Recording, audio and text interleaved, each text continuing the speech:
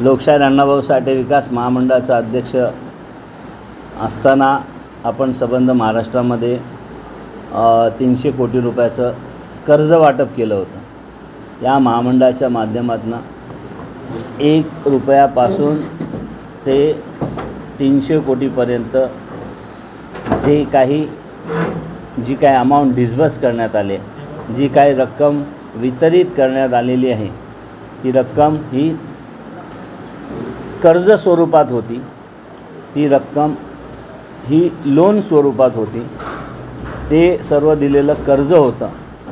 तर कर्जाला करप्शनचं नाव देण्यात आलं आणि मला त्या 2015 पासून एका खोट्या गुन्ह्यामध्ये अडकवून भ्रष्टाचारासारखा गंभीर आरोप माझ्यावर लावून मला जवळपास 8 वर्ष तुरुंगामध्ये खितपत पडावं लागलं। मी कुठल्याही भ्रष्टाचाराच्या कारवाईचं समर्थन करणार नाही, परंतु माझ्यासारख्या सामान्य कार्यकर्त्याला नेहमी खंत वाटते की शेकडो हजारो कोटी रुपयाचे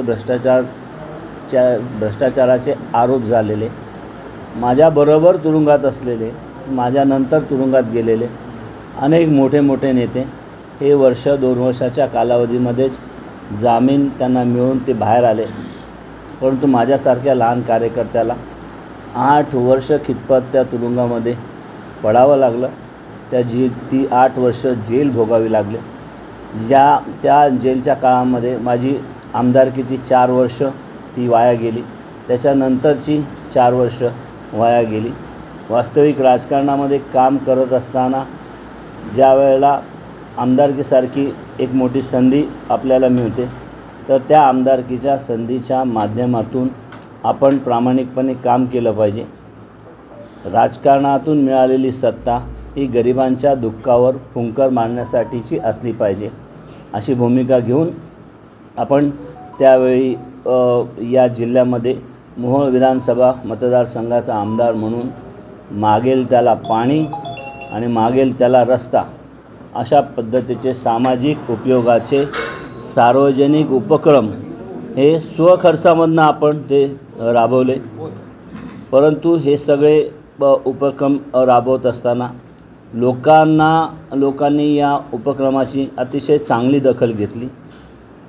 लोकांनी या योजनेचं भरभरून कौतुक केलं आणि अशा पद्धतीची योजना सोलापूर जिल्ह्यामध्ये इतरही आमदारांनी केली पाहिजे, अशा पद्धतीची भावना वेगवेगळ्या विधानसभा मतदारसंघातल्या लोकांमध्ये, गावकऱ्यांमध्ये ती भावना निर्माण झाली आणि राजकारणामध्ये एक वेगळा ट्रेंड त्यावेळेला सेट झाला।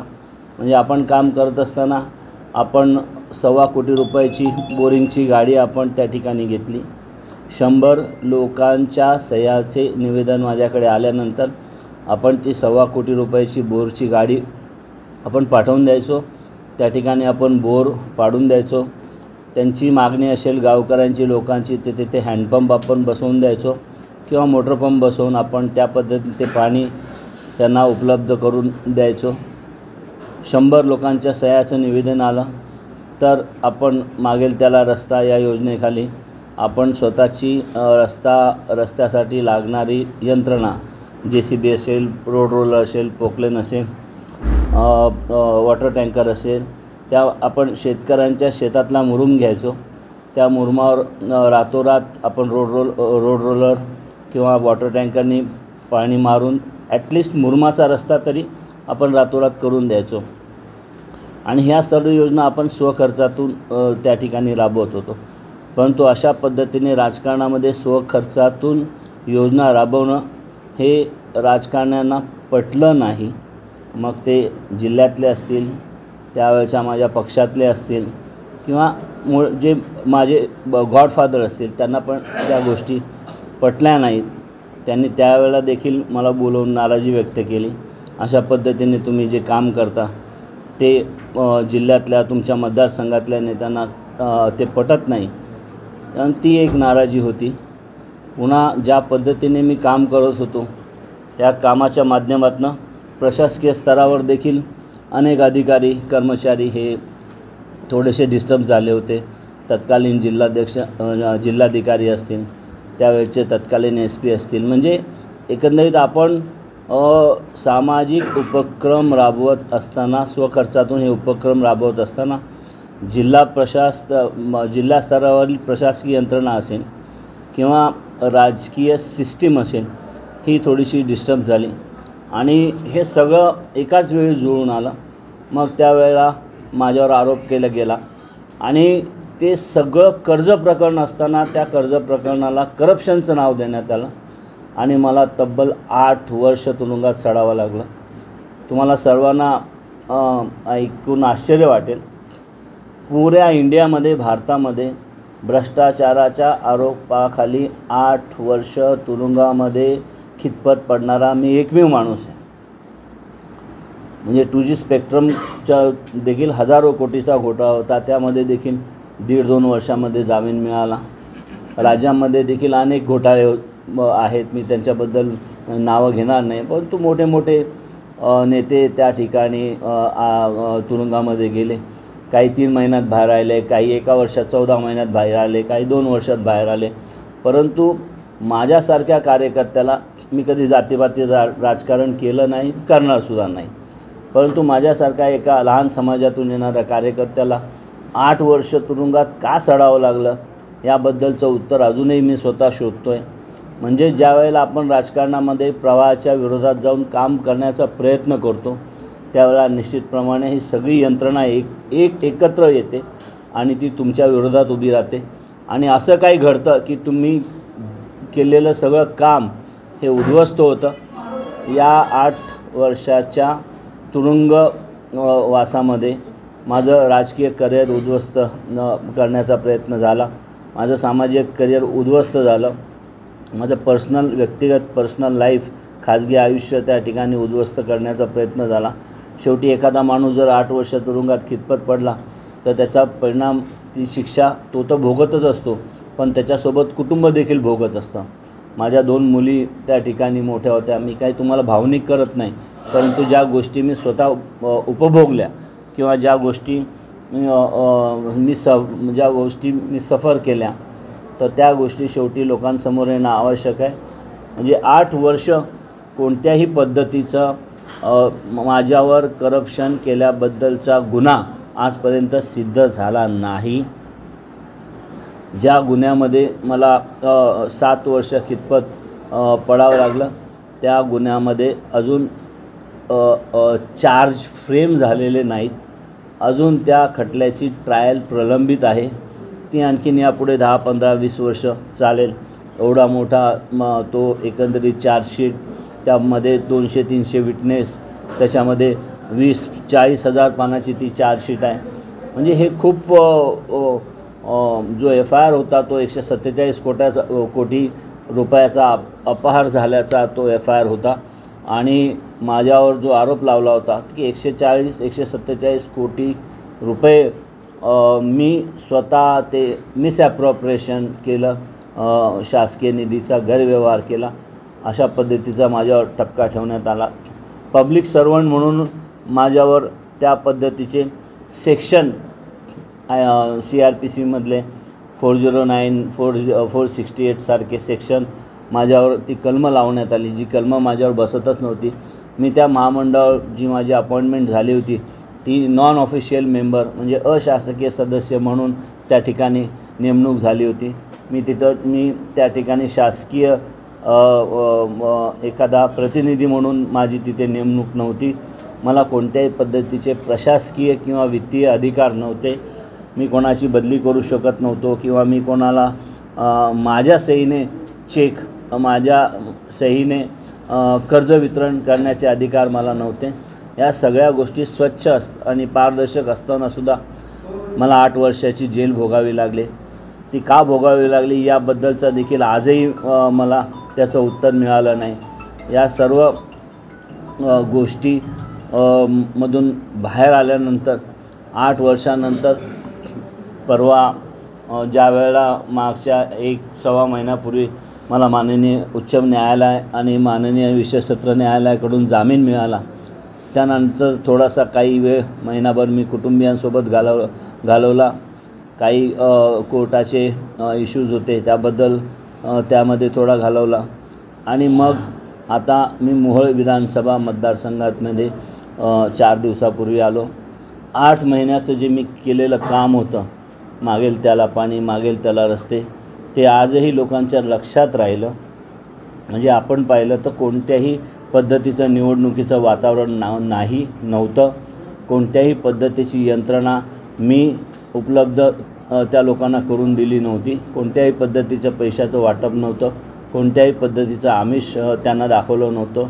माझ्या स्वागतासाठी त्या दिवशी ज्यावेळेला मी 8 वर्षानंतर मोहोळमध्ये आलो, हजारो युवक रस्त्यावर त्या ठिकाणी असल्याचं आपण सर्वांनी पाहिलं. सगळेजण साक्षीदार आहेत.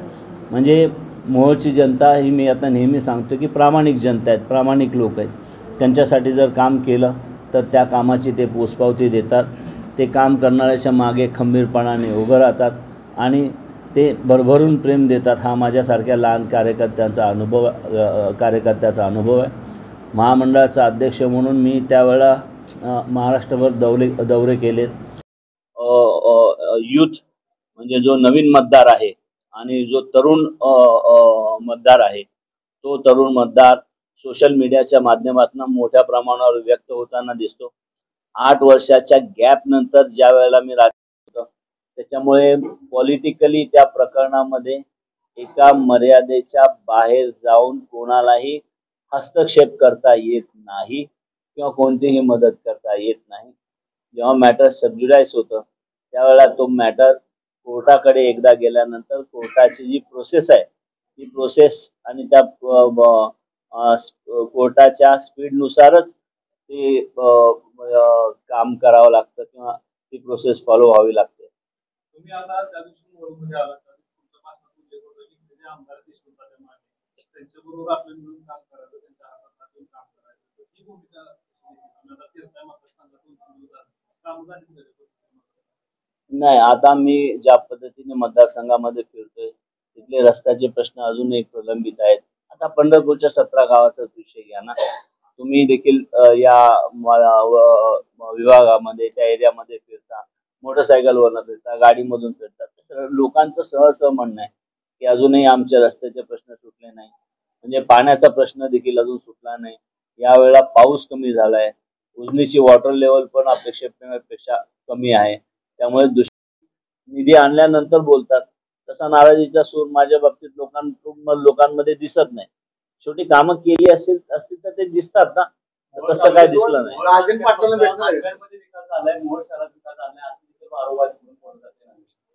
लोकांची ती तशी भावना आहे ना, लोकांना ते दिसतंय. नाही, ते आहे, समोरच आहे ना. मी त्याच्याबद्दल काय भाष्य करणार.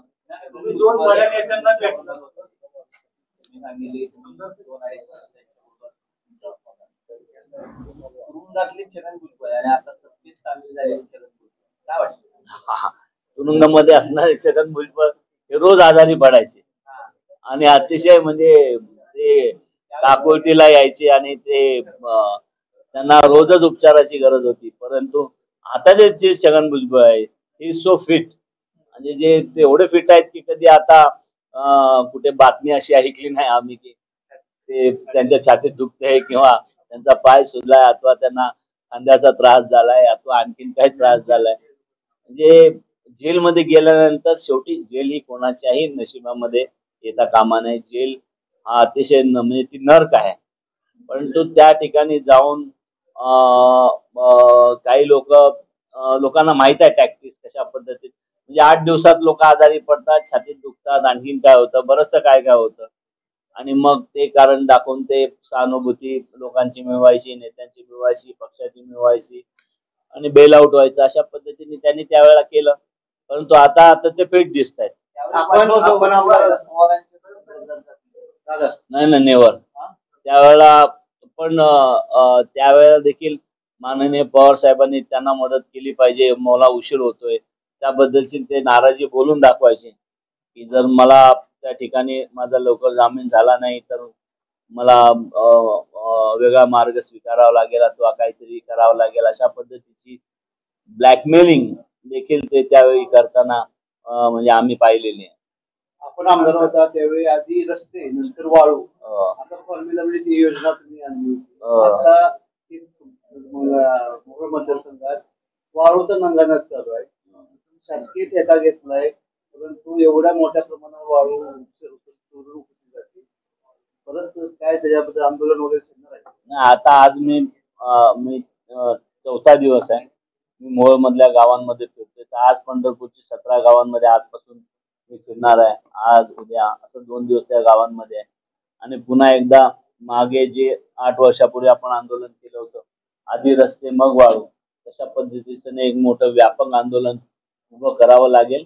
आणि तरुण सहकारी मित्रांच्या सहकार्याने त्या भागातील मुजोरी करणाऱ्या वाळू माफियांना साप बसवावा लागेल.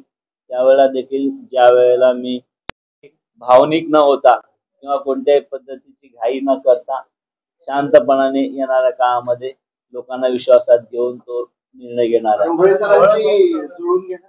नाही, ढोबळे सर गेल्या 3 वर्षापासून रमेश कदम सुटले पाहिजे म्हणून सातत्याने प्रयत्न करत होते. आणि त्यांनी मला जेवणाचं आमंत्रण देखील दिलंय. तर त्यांना मी जाऊन भेटणार आहे. त्यांनी बोलवलं तर निश्चित जाईन ना. मला मनोहर भाऊ डोंगरेंनी बोलवलं होतं. त्यांनी त्या ठिकाणी मोठा सत्कार केला. ते भाजपमध्ये आहेत. आणि मी मोहोळ विधानसभा मतदारसंघामध्ये आलो तेव्हा भाजपने देखील स्वागताचे बॅनर लावले, मनसेने स्वागताचे बॅनर लावले, राष्ट्रवादीच्या एका गटाने स्वागताचे बॅनर लावले. म्हणजे मला सगळेजण मला हे करत होते.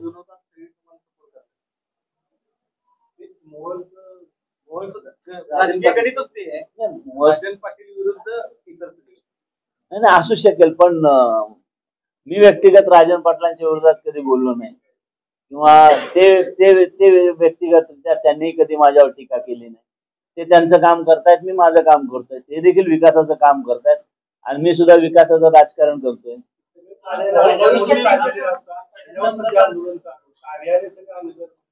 नाही, आता हे कार्यालय एका रात्रीमध्ये अनगरमध्ये गेलेले नाही. त्याची एक प्रोसेस होती. म्हणजे तो प्रस्ताव गेला, त्या प्रस्तावावर तो जिल्हा स्तरावर मंत्रालय स्तरावर गेला, मंत्री स्तरावर गेला, त्याचा पाठपुरावा झाला, नंतर तो निर्णय झाला. या प्रोसेसला वर्ष लागलं. तर विरोध करणाऱ्यांनी वास्तविक त्यावेळेला विरोध केला पाहिजे होता. आता त्याचा शासन निर्णय निघालेला आहे, ते तिथे शिफ्ट झालाय. मग त्याला विरोध करू, मला वाटत नाही डेव्हलपमेंटला, विकासाला विरोध करू नये असं माझं वैयक्तिक मत आहे.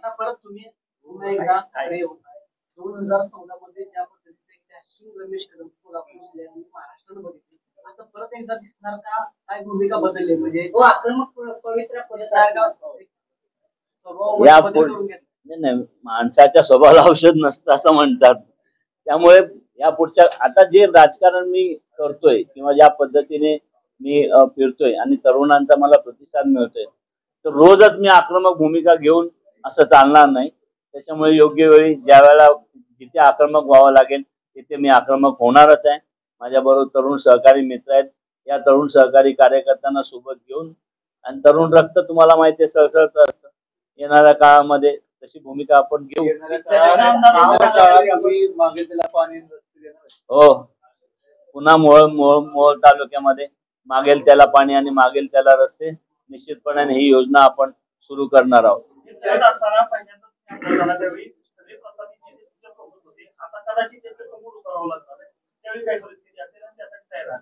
राजकारणामध्ये असं असतं ना, आपण काम करत असताना सगळेच त्याचं कौतुक करत नाही.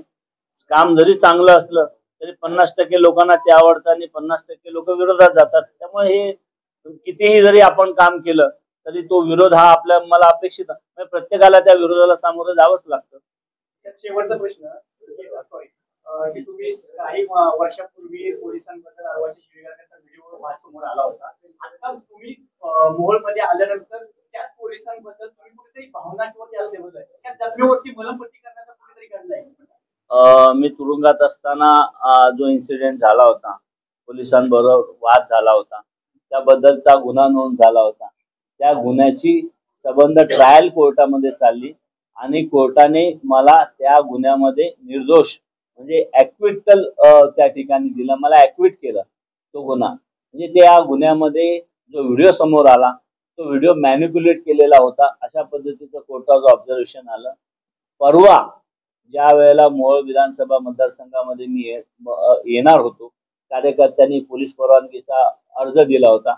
त्या अर्जावर 3 दिवस पोलिसांनी विचार मंथन केलं, द्यायची की नाही परवानगी. म्हणजे मला असं समजलं की त्यांनी त्या ठिकाणी टिअर गॅस देखील आणून ठेवले होते. त्याच्या 6 नळकांड्या वगैरे आणल्या होत्या असं मला पत्रकारांनी सांगितलं. म्हणजे पोलिसांचा व्ह्यू माझ्याकडे बघण्याचा वेगळा आहे, परंतु माझा व्ह्यू निश्चितपणाने बदललेला आहे. मी त्या कार्यक्रमासाठी पोलीस यंत्रणेने जे काही सहकार्य केलं त्याबद्दल त्यांचे आभार मानलं.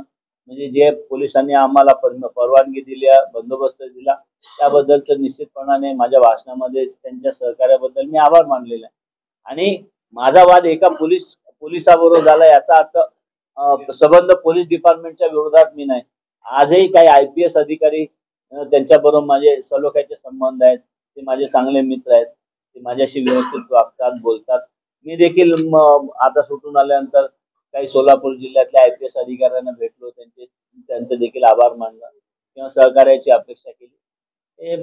ते त्यावेळेला झालं. आता व्यवस्थित आहे. All is well.